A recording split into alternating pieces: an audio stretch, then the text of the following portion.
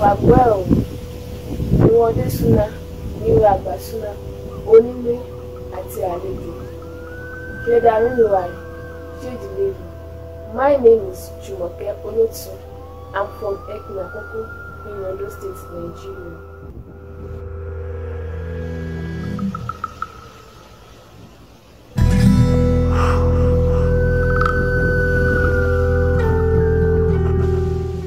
Mo fẹ́ràn èdè Yorùbá lọ́pọ̀lọpọ̀. Ẹ̀ka èdè Yorùbá tí mo sọ ní Àkókò. Ó tilẹ̀ jẹ́ pé onírúurú èdè ló wà ní Àkókò.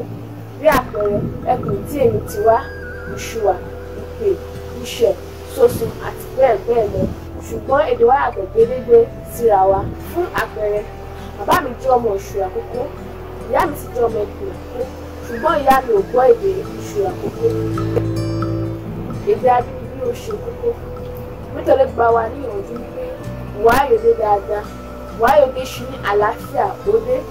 Láwọn Yorùbá tó sọ wípé ọmọ tó gbàgbé ilé ló sọ àpòlọpọ̀ dàbọ̀.